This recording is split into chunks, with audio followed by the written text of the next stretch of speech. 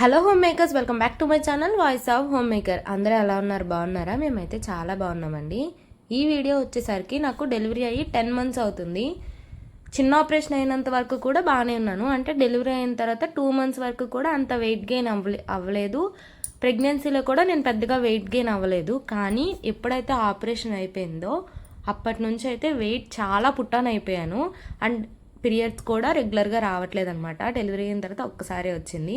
ఒక్కసారి మొత్తం చెక్ చేయించుకుందాము అని చెప్పి నేను ఏ హాస్పిటల్లో అయితే డెలివరీ అయ్యానో అక్కడికే వెళ్ళాను. ఈ హాస్పిటల్లో రూల్స్ అండ్ రెగ్యులేషన్స్ అయితే కంప్లీట్గా చేంజ్ అయిపోయినాయి లాస్ట్ 10 monthsలోనే.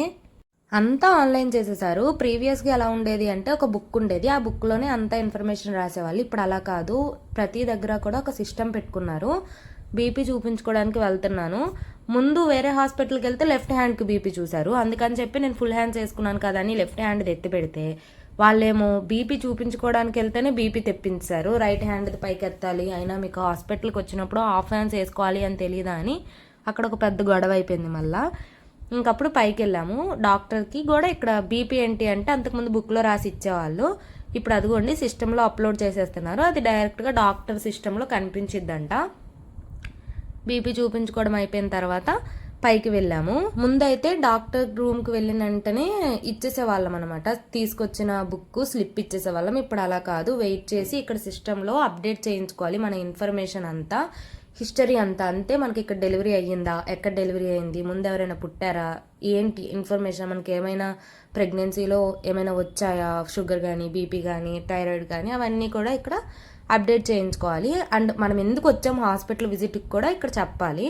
అంతా ఇన్ఫర్మేషన్ అంతా అప్డేట్ చేసేసుకున్న తర్వాత వాళ్ళు డాక్టర్ రూమ్కి వెళ్ళి మనం స్లిప్ నర్స్కి ఇవ్వాలి. అప్పుడు వాళ్ళు డాక్టర్ దగ్గర పెడతారు. ఇంకా నా టోకెన్ నెంబర్ అయితే వచ్చేసింది. ఇంకా వెయిట్ చేస్తున్నాను, డాక్టర్ రూమ్లోకి పిలుస్తారు అని చెప్పి. రూమ్లోకి వెళ్ళిన తర్వాత డాక్టర్ అయితే మొత్తము ఎందుకు వచ్చావు, ఏమైంది, ఏంటి అని చెప్పి అన్నీ కనుక్కొని ఒక స్కానింగ్ రాశారు. స్కానింగ్ అండ్ బ్లడ్ టెస్ట్ రాశారు. ఈ హాస్పిటల్లో ఎన్ని సిస్టమ్స్ మార్చినా సరే మార్నింగ్ 8:30కి వెళ్ళాము అంటే మనం ఈవినింగ్ 2 అయిపోవాల్సిందే కన్ఫామ్గా. మనకు ఒక్క రోజుతో అయితే పని తేలేదే కాదు.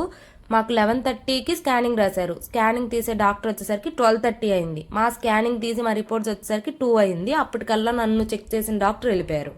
ఇలా ఉంటుంది అనమాట. త్రూఅవుట్ ద ప్రెగ్నెన్సీ జర్నీ మొత్తంలో కూడా ఇదే ప్రాబ్లం ఫేస్ చేశాను నేను.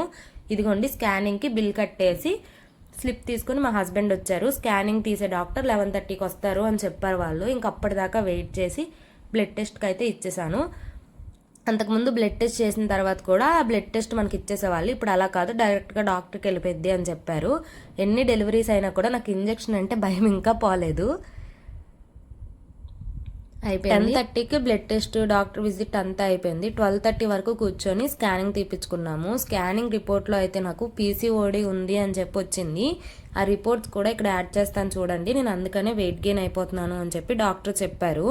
పాపకి ఫీడింగ్ ఇస్తున్నాను కాబట్టి నాకైతే మెడిసిన్ ఏమీ రాయలేదు. వెయిట్ అయితే కొంచెం లాస్ అవ్వమని చెప్పారు. ప్రజెంట్ 58 kgs ఉన్నాను. 50 kgsకి రావాలి అని చెప్పారు. ఫుడ్ డైట్ అవన్నీ మెయింటైన్ చేయమని చెప్పారు. డేట్స్ రావడానికి అయితే ఒక ట్యాబ్లెట్ రాసి ఇచ్చారు. ఇంకా అంతేనండి. నేను ఎలా వెయిట్ లాస్ అవుతున్నాను, పీసీఓడి కోసం ఏం ఫుడ్ తీసుకున్నాను, పీరియడ్స్ రెగ్యులర్గా వస్తున్నాయా లేదా అని అప్కమింగ్ వీడియోస్లో మీతో షేర్ చేసుకుంటాను. ఈ వీడియో మీకు నచ్చినట్లయితే ఒక లైక్ చేసి మన ఛానల్ని కొత్తగా చూస్తున్నట్లయితే సబ్స్క్రైబ్ చేసుకోండి. Thank you so much for watching this video. Bye. మరొక వీడియోతో మళ్ళీ కలుద్దాం.